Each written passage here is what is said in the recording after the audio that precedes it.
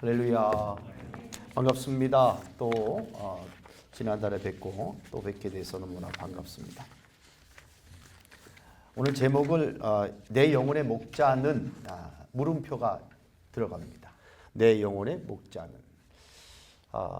사도행전 20장에 보면 주 예수께 나의 달려갈 길, 곧 주 예수께 받은 사명을 감당하려 할 때 이 바울은 나의 생명을 조금 더 귀한 것으로 여기지 아니한다. 때로는 이 사도 바울에게도 갈등이 좀 있었겠죠. 2023년 시작했는데 1월 지나고 2월이 됐는데 또 갈등이 시작됩니다. 그래서 또 뭐가 좀 변화가 있어야 될 텐데 좀 어제하고 오늘하고 다른 게 없고 작년하고 오늘하고 다른 게 없어요 라는 갈등이 막 시작이 된단 말이에요. 그래서 저는 이런 본질을 자꾸 잃어버릴 때마다 제가 한 번씩 하는 액션이 있는데 은혜 받았던 그런 장소를 한번 찾아가는 게 저에게는 굉장히 중요한 포인트가 됩니다. 그래서 뭐 기도원을 다시 한번 가든가 아니면 제가 은혜 받았던 장소를 한번 쭉 둘러보면 이게 다시 한번 제가 마음을 좀 새롭게 하는 시간이 된단 말이에요. 그러니까 이 사명을 회복하기 위해서 이게 가만히 생각해 보니 그동안 내가 가지고 있던 사명보다 더 큰 것이 우리 앞에 등장을 하게 되었다는 거예요. 그러다 보니까 주님이 보이지 않아요. 주님의 은혜가 느껴지지 않을 때가 많다는 거예요. 제가 왜 물을 다시 한번 찾아왔냐 그랬더니 물을 이렇게 놓으면은 여러분과 제 사이에 이 물을 통과해야 저를 볼 수가 있는 겁니다. 그렇죠? 근데 이 물이 제 뒤에 있으면 저를 통과해야 물이 보여진다고 하는 하나의 생각을 갖게 된다는 거예요. 제가 오늘 이 말씀 여호와는 내 영혼의 목자는이라는 시편 23편의 말씀 우리가 너무 잘 알고 너무나 귀하게 여기는 이 말씀인데 이 말씀을 통해서 저는 내 앞에 이렇게 놓여있던 정말 주님과 내 사이에 가로막혀 있던 또 다른 것이 들어와 있었다면 이걸 오늘 내려놓자. 그리고 내 영혼의 목자는 내 영혼을 살피시는 분은 나를 살게 하시는 분 누구냐라고 하는 물음을 통해서 우리가 다시 한번 예수 그리스도를 고백하고 그 중심에 저와 여러분들이 설 수 있기를 예수님의 이름으로 축원합니다. 여러분 오늘 우리 마음 가운데 이런 은혜가 있는 거예요. 여러분 중심에 주님 바라보다가 주님 바라보지 못할 때는 분명히 가운데 뭔가 들어가 있는 거예요. 여러분 죄가 있거나 아니면 여러분이 정말 생각지 못했던 우상들이 들어와 있거나 그러면 절대로 주님이 여러분과 함께 또 여러분의 은혜를 또 여러분의 능력을 여러분에게 줄 때마다 받지 못할 때도 있다고 하는 거죠. 어떤 목사님이 설교를 잘 준비해서 하는데 많은 성도들이 막 졸고 그 다음에 자꾸 시계만 보더라는 거예요. 왜 그런가 해가지고 이 목사님이 생각을 해가지고 아이디어를 하나 냈는데 목사님이 그 아이디어를 딱 내는 순간 모든 성도들이 자신을 보더라는 거죠. 이분이 낸 아이디어는 시계를 바로 여기다가 갖다 놓은 거예요. 시계를 갖다가 자기 머리 뒤에다 놓으니까 많은 사람들이 자기 시계만 보다가 이제는 언제 끝나나 하고 그때 이 목사님이 은혜가 되더라. 자기도 은혜가 이제 나를 보고 있구나. 물론 사실은 본질은 어디를 보아요? 그렇지만 자기를 통과해야 보니까 자기는 그래서 이 목사님이 막 열정적으로 하고 교회가 회복됐다고 하는 어떤 예화를 제가 들은 적이 있는데 좋은 아이디어구나. 여러분 하나님과 여러분 사이에 혹시나 가로막혀 있던 것이나 아니면 하나님과 여러분 사이에 죄나 이런 것들을 빨리 회개해야 되죠. 할렐루야. 그렇지 않다면 여러분 어떻게 하는 게 제일 좋은 방법이냐? 제가 은혜 받았던 장소를 찾아갔다는 얘기는 뭐냐? 다시 시작하라는 얘기예요. 다시 시작하라는 거예요. 여러분 올해 성경을 읽기 시작하셨습니까? 네, 뭐부터 어디 성경부터 시작하셨어요? 여호수아. 할렐루야. 또 다른 분은? 창세기부터. 할렐루야. 대부분 저는 이 답을 원했습니다. 혹시 또 마태복음 있습니까? 마태복음. 늘 처음으로부터 시작을 한단 말이에요. 여호수아 굉장히 은혜롭습니다. 왜? 그동안 읽었던 게 있기 때문에 그래요. 그러나 대부분은 읽다가 그만둔 분들이 다시 시작하는 건 창세기. 또 창세기는 너무 오래된 얘기니까 마태복음. 네. 저는 갈라디아서를 요즘 읽고 있습니다. 네. 지난번에 갈라디아서까지 읽은 게 아니라 올해는 제가 이 갈라디아서를 한번 끝을 내보자 해가지고 매일 갈라디아서 6장을 다 읽습니다. 그 다음 날도 1장, 6장, 1장서부터 6장, 1장부터 6장. 지금 계속해서 지금 7번을 반복하고 있습니다. 제 목표는 30번입니다. 이 30번이 끝나면 그 다음엔 갈라디아서 다음에 에베소 30번. 그래서 올해는 신약 성경을 30번씩 읽는 게 이제 제 목표예요. 여러분하고 조금 다르죠? 예, 조금 좀 수준이 낮습니다.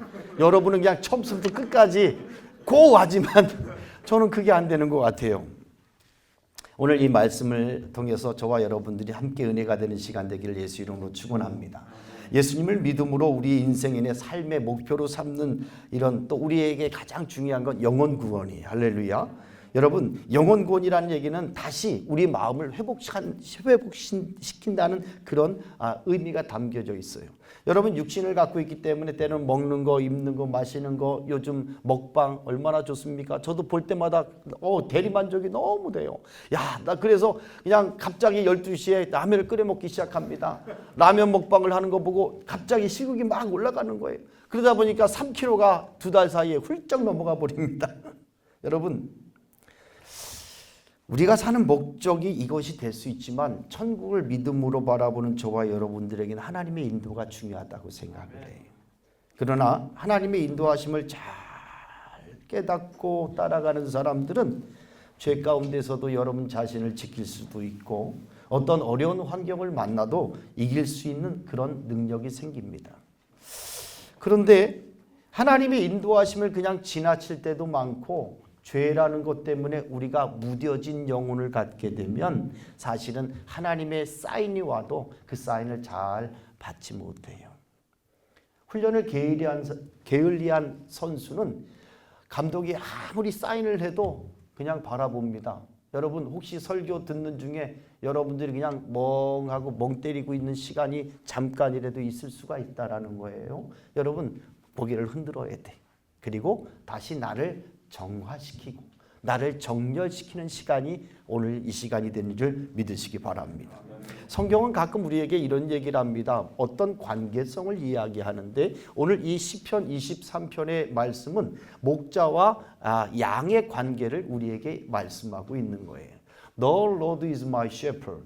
여러분 여호와는 나의 목자라고 하는 이 말을 NIV 성경에서는 The Lord라고 하는 표현을 썼습니다. 그런데 이 다윗이 했던 이 표현을 가만히 보면 바로 목자와 양의 관계를 통해서 우리 영혼의 주인이 하나님 되심을 다시 한번 고백하는 그런 시간이 바로 오늘 시간이 되는 줄 믿습니다. 여러분 오늘 첫 번째 우리가 깨달아야 되는 이 말씀은 뭐냐면 하나님은 우리의 목자 되신다라는 고백을 해야 되는 거예요. 여러분 다윗은 여호와는 나의 목자라고 고백을 하잖아요. 여호와는 나의 목자다. 그럼 여러분이 한번 고백을 해볼까요? 시작. 여호와는 나의 아멘. 다시 큰 목소리 시작. 여호와는 나의 목자시니 아멘. 다윗은 이 이야기를 어떻게 하냐면 여호와는 나의 목자다라고 하는 고백은 자기는 뭐라고 하는 거예요? 그렇지, 양이라고 하는 거예요. 나를 양으로 표현하고 그 다음에 하나님 나의 목자가 되신다고 하는 그런 고백을 합니다. 하나님을 목자로 여러분 우리 모든 인생의 성도들을 양으로 묘사하고 있다는 거예요. 이사야 40장에도 그래 목자같이 양떼를 먹이신다라고 표현하고 있습니다. 성경이 하나님과 우리의 관계를 목자와 양의 관계로 표현한 것은 나름대로 이유가 있는 거예요. 왜 하필이면 목자와 양의 관계로 말씀을 하셨을까요? 그 당시 여러분 이스라엘 백성들이 목축업을 해가지고 양을 키웠기 때문입니까? 여러분 양만 키웠습니까? 염소도 키우고 송아지도 키웠어요. 그런데 여호와는 나의 목자시니 나는 그의 송아지다 라고 하는 표현은 없는 거예요. 그렇지요? 여러분 그 당시 염소를 키웠습니다. 그런데도 여호와는 나의 목자시고 나는 그의 염소라고 하는 표현은 없다라고 하는 거예요. 양이라고 하는 특별한 의미를 우리가 부여한다면 여러분 여기 계신 여러분들도 바로 주님이 여러분의 목자이심을 믿습니까? 아멘? 그런데 여러분 차이가 있더라고요. 요한복음 10장 11절에 예수님께서 나는 선한 목자다라고 자신을 목자라고 표현을 했어요. 그런데 이 다윗이 표현한 구약의 말씀과 여러분 이 예수님이 우리 신약 시대에 표현한 것과 좀 차이가 있어요. 어떤 차이가 있냐면 다윗은 여호와는 나의 목자시니 내게 부족함이 없다. 그냥 그 목자는 다 채워주시는 걸로만 나와요. 쉴만한 물가로 인도하시고 푸른 풀밭으로 누이시고 의의 길로 인도하시고 여러분 사망의 음침한 골짜기로 다닐지라도 해를 두려워하지 않을 것은 누가? 주께서 나와 함께 하시고 할렐루야. 이런 정말 현실 속에서 계속 인도함 하나님께서 우리에게 주시는 것말로 이야기하지만 요한복음 10장 11절에 나는 선한 목자다라고 표현하면서 거기에 이런 말씀이 있어요. 나는 선한 목자인데 나는 내 양을 안다라 그랬어요. 그리고 여러분 양도 나를 안다고 하는 거예요. 그동안 구약의 하나님, 구약의 여호와는 구약의 목자는 주시는 일방적인 하나님이셨는데 여러분 이 신약에서 예수님은 예수님을 알아가는 그런 삶을 원하는 거예요. 양도 목자를 알고 목자도 양을 아는 관계를 하고 결국에는 15절에 나는 양을 위하여 목숨을 버린다고 하는 표현을 볼 때 우리가 어떤 시대 지금 신약 시대에 살면서 여러분 주님 예수가 나의 목자가 되시는 거 할렐루야. 구약의 다윗은 여호와가 나의 목자라고 표현했지만 이 시대 저와 여러분들이 예수가 저와 여러분의 선한 목자임을 믿습니다. 그래서 I am the good shepherd라고 신약에서는 그렇게 표현을 하고 있다는 거예요. 여러분 그러면 저는 이렇게 표현하고 싶어요. 그러면 양이 왜 양을 갖다가 오늘 다윗이 표현을 했을까라고 봤더니 이 목자와 양의 관계가 너무 기가 막힌 거예요. 어떤 거냐면 첫 번째 이런 거예요. 양은 방향 감각이 없는 동물이라는 겁니다. 방향 감각이 없대요. 자기들끼리 놔두면 길을 찾지 못하고 이리저리 방황한다는 거예요. 여러분 그래서 시력이 나쁘기 때문에 여러분 앞에서 뭔가 움직이면 그냥 따라간대요. 그냥 따라간다는 거예요. 모든 동물들은 자기 집을 쉽게 찾아오거나 여러분 또는 다른 방향으로 갔을 때 집을 찾아오는 귀소 본능이 있는데 이 양은 갔던 길로 되돌아오는 귀소 본능만 있지 다른 길로 갔다 놓으면 길을 못 찾는다는 거예요. 여러분 이 말씀이 제가 우리 신앙생활 우리 성도들과 어떤 관계를 맺냐 생각해 봤더니 여러분 영적으로 능력을 상실하면 우리도 어떤 길을 가야 될지를 모르고 있다는 거예요. 여러분들이 지금 가는 길이 제대로 가는 길입니까? 혹시 그렇지 않다면 주님 목자를 다시 한번 선택을 하셔야 돼요. 여호와는 나의 목자십니다. 예수님이 나의 목자가 되십니다. 그때 주님이 우리를 인도하시는 거예요. 그러니까 절대로 양은 목자가 없으면 방향을 찾을 수가 없고 자기 집으로 돌아올 수 없다는 게 첫 번째 이 양의 특징이라는 겁니다. 두 번째 보니까 양은 무기력하다는 거예요. 대부분의 동물들이 어느 정도 자기를 지킬 수 있는 능력을 갖고 있어요. 그래서 만약에 위험을 처하면 어떤 고슴도치까지 무슨 어떤 가시가 막 세워지거나 아니면 그 자기의 보호색을 바꿔서 여러분 그 위험을 피할 수 있는 그런 동물들이 많이 있습니다. 또 심지어는 다리가 길거나 아니면 날개가 있거나 아니면 부리를 통해서 여러분 이런 보호 본능이 있는데 양은 미안하지만 아무것도 할 수 없는 존재라는 거예요. 여러분 자기를 지킬 수 있는 능력이 전혀 없어요. 자기를 구할 수 있는 방법이 전혀 없어요. 심지어는 넘어졌다가 일어나기가 힘들어요. 그래서 누군가를 일으켜주지 않으면 안 된다는 겁니다. 여러분 뉴질랜드에서는 제가 찾아봤더니 뉴질랜드에서는 털을 깎아주지 양의 털을 깎아주지 않으면 동물 학대라고 하는 거예요. 왜? 이 양은 털이 너무 자라면 자기가 마음대로 움직일 수 없기 때문에 그걸 안 깎아주면 동물 학대로 신고받는다는 얼마나 기가 막힐 노릇입니까? 여러분 양은 자구책이 없어요. 또 죽을 때 염소나 돼지는 발버둥을 치는데 양은 발버둥 치지 않습니다. 그냥 죽어간다는 거예요. 이런 기가 막힌 그런 예화를 통해서 우리 인생들이 얼마나 무기력한 존재임을 다시 한번 고백하게 됩니다. 육적으로는 막 내가 할 수 있는 것처럼 여러분 우리가 10대나 20대 되는 뭐든지 다 할 수 있을 것 같지요? 30대가 넘어가면서 뭐가 좀 실패하고 좌절하면 여러분 그때부터 막 꾸벅꾸벅입니다. 40대, 50대 가보세요. 여러분, 이게 할 수 있는 게 무엇인가를 찾아보는 거예요. 여러분, 50대가 되면 더 절망적이더라고요. 뭔가 세상에 나가서 할 수 있는 일 찾아보니까 안 되는 거예요. 예, 제가 50대 지금 후반으로 넘어가는데, 어떤 교회든지 청빙이 온다고 해서 뭐 지금 중국교회도 여기 올라와서 있는데, 여러분 50대는 쳐다보지도 않아요. 이렇게 40대만 원합니다. 예. 왜 내가 40대는 뭐 했느냐? 여러분 이 생각을 해요. 어떤 취업을 하려고 해도 50대 일하기 쉽지 않습니다. 여러분 영적으로 보면 우리가 전적으로 무능한 존재일 수밖에 없다는 거예요. 우리의 영혼을 노리는 사단 마귀 권세가 우리에게 오면 여러분 영적으로 무장되어 있지 않으면 여러분들은 무방비 상태로 넘어갈 수밖에 없는 존재입니다. 목자가 필요하다는 거예요. 여러분 선한 목자가 우리에게 필요하기 때문에 그분을 통해서 우리가 이길 수 있다는 거예요. 여러분 그분을 의지하면 우리가 승리할 수 있다는 거예요. 물리칠 수 있다는 거예요. 여러분 세 번째 이 양의 특징을 보니까 쉽게 오염되는 존재라고 표현하고 있습니다. 여러분 양은 털이 흰입니까? 회색입니까? 여러분 흰죠? 근데 흰 양털을 본 적 있습니까? 저는 만화 영화에서만 봤어요. 양이 그렇게 하얀지는 그때 알았어요. 때가 묻기 쉽다는 거예요. 바꿔 얘기하면 우리도 영적으로 죄에 오염되기 쉬운 존재라는 거예요. 그래서 성경은 우리에게 목자와 양의 관계를 우리 하나님과 성도의 관계로 비유하고 있다는 겁니다.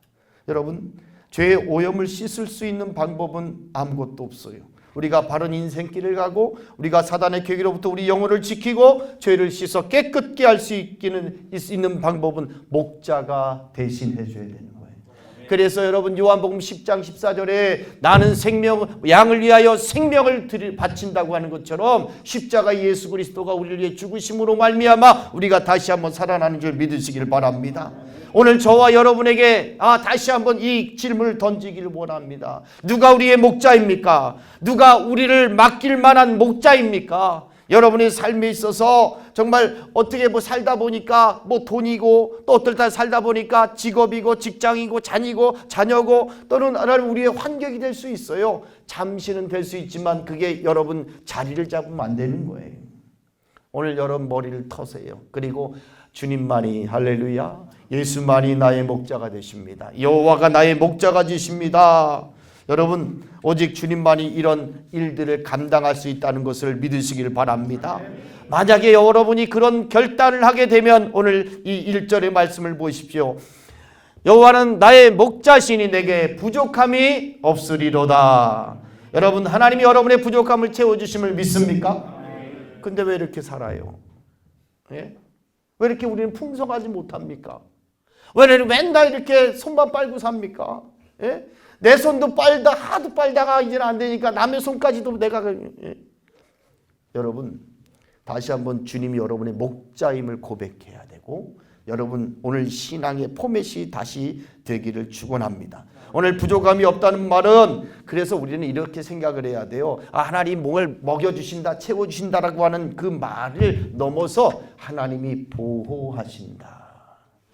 여러분 질급한 이스라엘 백성을 생각해보면 40년 동안 저들 먹을 거 입을 거 신을 거 여러분 그 나지 않는 광야에서 생활하면서 아무 부족함이 없었다는 거예요.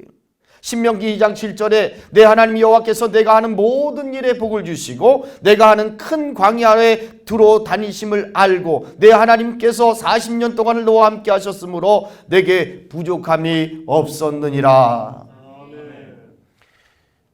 하나님이 부족함이 없게 채워주셨다는 건 하나님의 보호가 있었다는 거예요. 여러분들은 지금까지 난 괜찮아요. 하나님 돌아보니까 하나님의 은혜로 살았어요. 이 얘기는 하나님이 여러분을 보호하셨다는 거예요. 그런데 여러분 우리가 그런 마음을 갖지 못했을 때는 언제냐? 은혜에 대한 감사를 잊어버렸을 때라는 거예요. 하나님이 채우시는데도 불구하고 여러분 불만족하고 불평하는 사람이 있다면 은혜에 대한 감사가 부족한 거다. 오늘 저와 여러분들의 감사가 회복되기를 바랍니다. 여호와가 나의 목자가 되셨기 때문에 하나님 나를 그동안 보호하셨습니다. 그랬으니까 내가 이 보호함을 통해서 난 하나님께 다시 한번 감사하기를 원합니다. 여러분, 오늘도 예수 그리스도께서 우리에게 보혜사 성령을 보내주셔서 여러분 오늘도 함께하게 하시고 여러분에게 이렇게 기도하게 하시는 줄 믿습니다. 때로는 그런 생각을 가져요. 왜 여기는 맨날 보던 얼굴만 있냐? 왜 새로운 얼굴들은 어디가 있냐? 왜 나만 여기서 기도해야 되냐? 저도 그런 생각을 가져요. 그런데 주시는 은혜는 그거예요. 너래도 기도해야 되지 않냐? 너래도 기도해야 이 청장년애가 살아야 해. 너래도 기도해야 내 가정이 살고, 너래도 기도해야 우리 교회가 살아나지 않냐? 오늘 주님이 우리에게 주시는 새로운 사명 아니에요. 여러분 가졌던 사명이 여러분에게 다시 한번 일어나기를 축원합니다. 그래서 여러분 이 사도 바울은 빌립보 4장 11절에 내가 궁핍함으로 말하는 게 아니다. 어떤 형편이든지 나는 자족하기를 배웠고 내게 능력 주시는 자 안에서 내가 모든 것을 할 수 있느니라.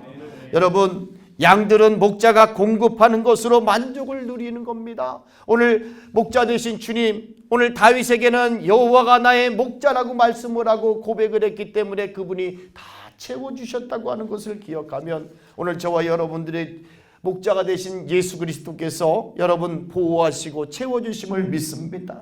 세 번째, 여러분 3절의 말씀을 보세요. 다 같이 한번 읽어볼까요? 시작. 내 영혼을 소생시키시고 자기 이름을 위하여 의의 길로 인도하시는도다. 아멘. 여기 기가 막힌 하나님의 진리가 있어요. 여러분 뒤에 보니까 자기 이름을 위하여 의의 길로 인도하신다는 거예요. 하나님이 우리를 의의 길로 인도하시는 하나님이 가장 귀한 얘기는 하나님의 이름을, 하나님이 체면을 차리기 위해서 그런다는 거예요. 좀 제가 막 얘기하는 거예요. 하나님 자기 이름을 위하여 의의 길로 인도하신다는 거예요. 적어도 여호와 하나님이 여러분의 목자가 되시면 하나님이 여러분을 책임져 주시는데 여호가 아니라 여러분 바알이요, 만몬이요, 우상이요, 이거면 우상한테 가서 맡기라는 거예요. 여러분들이 하나님을 또 찾지 말라는 겁니다. 그러나 나를 나의 목자, 너의 목자로 삼았다면 내가 책임진다. 내가 책임진다는 거예요. 성경에 나오는 하나님의 이름을 아는 것만으로 우리가 하나님이 어떤 분인지를 알잖아요. 여호와 하나님, 야훼 하나님, 그 이름은 여러분 이 모세에게 주셨던 정말 그런 이름입니다. 나는 스스로 있는 자라. 이게 바로 여호와, 내가 너와 함께 한다고 하는 표현이라면 여러분 하나님은 자기의 이름의 명예를 위해서라도 나를 선택한 너희들에게 내가 책임진다고 하는 거예요. 믿습니까? 회장님, 총무님, 여러분 이름값 하시면 되는 거예요. 하나님은 하나님의 이름값을 하기 위해서 우리를 목자로 양으로 선택하시고 부르신다는 거예요. 그러니까 여러분들이 하나님을 선택했다. 여러분 예수님이 선한 목자로 여러분이 결정했다. 여러분 그분의 이름값을 우리가 생각해 보세요. 이 땅에 이 여호와보다 더 전능하신 하나님이 어디 있습니까? 전지하신 하나님이 어디 있습니까? 무소부지하신 하나님이 어디 있습니까? 이것이 우리의 고백이 돼야 되는 거예요. 오늘 그러면 그분이 책임져 주실 줄 믿습니다. 그래서 자기 이름을 위하여 의의 길로 인도하신다고 말씀하는 거예요. 그런데 여러분 여기에서 또 하나는 키포인트가 나옵니다. 의의 길로 인도한다고는 이 표현이라는 겁니다. 두려워 말라, 내가 너와 함께함이라. 놀라지 말라, 나는 내 하나님이 됨이니라. 내가 너를 굳세게 하고 내가 너를 도와주고 내가 나의 의로운 손으로 너를 붙들어 주리라. 그런데 여러분 이렇게 붙들어 주신 하나님께서 의의 길로 인도하신다는 거예요. 여러분 중요한 게 있어요. 이 의의 길이라는 게 똑바르고 곧고 평탄한 길만 의미하는 게 아니더라는 거예요. 이 의의 길은 뭐냐면 우리의 생명을 보존하는 길을 말하는 거예요. 여러분 이 당시 이스라엘 지역을 가만히 생각해 보면 산이 좀 많은 지역입니다. 산이 많다는 얘기는 뭐냐면 여러분 이 골짜기에 흐르는 물이 많다는 거예요. 양떼를 데리고 목자가 쭉 이 편한 길로 정말 이 골짜기로 가다가 갑작스러운 폭우와 갑작스러운 비로 말미암아 여러분 그곳은 갑자기 큰 물이 흐를 수 있다는 얘기예요. 그럼 위험하지 않겠습니까? 그러면 그 골짜기 좀 평탄해 보이는 길을 가지 않고 여러분 이리저리 꾸불꾸불 아마 좋은 길로 아닌 다른 길로도 데리고 갈 수가 있다는 거예요. 또 이 지역은 여러분 정말 편하고 평탄한 길은 도적대가 있고 또 거기에는 수많은 위험들이 도사리고 있는 겁니다. 맹수가 기다리고 있을 수도 있습니다. 그런데 이 목자는 맹수가 나타난 지역을 아는 거예요. 도적이 나타나는 지역을 아는 거예요. 그러니까 이 평탄한 길로 가면 도적을 만날 수 있겠구나 생각할 때는 어디로 가요? 좀 돌아가더라도, 좀 비탈길이라도, 좀 험난하더라도 이 길이 안전한 길이기 때문에 목자는 양떼를 그리로 인도한다는 거예요. 하나님께서 우리에게도 여러분 인도하는 의의 길은 평탄하지만 않다고 생각을 해요. 여러분 저와 여러분들이 때로는 많은 시련을 주기도 합니다. 그래서 왜 하나님이 이렇게 힘든 길로 인도하십니까? 라는 생각을 가질 때가 있습니다. 신앙생활하면서 참 이게 어렵구나 라는 생각을 가질 때가 있어요. 그러나 여러분 하나님이 우리의 목자가 되십니다. 나를 고생시키고 일부러 여러분을 그런 길로 인도하는 게 아니라는 거예요. 이 길이 최선의 길이기 때문에 저와 여러분을 향한 하나님의 가장 최선의 길이에요. 그래서 의의 길로 인도하는 하나님의 은혜를 경험하기를 예수 이름으로 축원합니다. 오직했으면 마태복음 7장에 좁은 문으로 들어가라. 멸망으로 들어가는 문은 그 길이 넓어 그리로 들어가는 자가 많지만 생명으로 인도하는 문은 좁고 길이 협착하여 찾는 이가 적음이라. 여러분 예수님이 우리의 목자가 되지 않았다면 여러분 우리가 가는 길은 마음대로 가라고 말씀할 거예요. 그래 내 마음대로 해봐. 괜찮아. 여러분 그 길이 우리에게 평탄한 길일지 모르지만 우리를 생명으로 인도하는 길은 아니라는 거죠. 우리가 고생은 되더라도 목자 되신 예수님이 인도하는 안전한 길을 택할 수 있기를 주의 이름으로 축원합니다. 그런데 하나님이 인도할 때는요, 여호와가 우리의 목자가 되셨을 때는 하나님이 기적을 일으키시더라는 거예요. 이스라엘 백성이 애굽에서 나와 돌아갑니다. 갔다가 다시 돌아와서 올라가는데 여러분 백성들이 불평불만합니다. 왜 이 길을 돌아와야 되고 왜 이 길을 또 가야 되느냐, 에돔 땅을 왜 지나가지 않고 돌아가느냐 불평불만합니다. 그리고 나서 여러분 저들 앞에 여러분 누가 쫓아옵니까? 바로 왕과 군대가 쫓아왔을 때 저들 앞에 놓여진 그 홍해, 주님이 놀랍도록 내 지팡이를 들고 여러분 놀라운 기적이 그 새벽에 행해진 줄 믿습니다. 하나님의 인도대로 따라가면 기적이 나요. 기적을 체험하는 거예요. 여러분 은혜를 체험하는 거예요. 능력을 체험하는 거예요. 오늘 저와 여러분들에게 그런 은혜가 그런 시간이 되기를 주의 이름으로 축원합니다. 우리 이 시간 찬양하고 기도할 때 여러분 이 기도의 다음 시간에도 여러분의 기도가 하늘에 상달되고 여러분의 기도가 하나님이 이 땅을 회복시키고 여러분의 기도가 이 나라를 살리고 여러분의 기도가 교회와 이 청장년회를 일으킨다고 하는 그런 믿음으로 살기를 바랍니다. 어떨 때 여호와가 나의 목자가 되시고 신약시대 지금은 예수님이 우리의 선한 목자가 되실 때 여러분이 이 시간 다시 한번 다 털어버리세요. 그리고 여러분에게 묻었던 먼지, 여러분에게 묻었던 세상 이젠 털어버린 시간 되기를 바랍니다. 다시 주님이십니다. 주님만이 나의 산소망이 되십니다. 여러분 고백하고 나갈 때 주님 이 시간 역사하실 줄 믿습니다.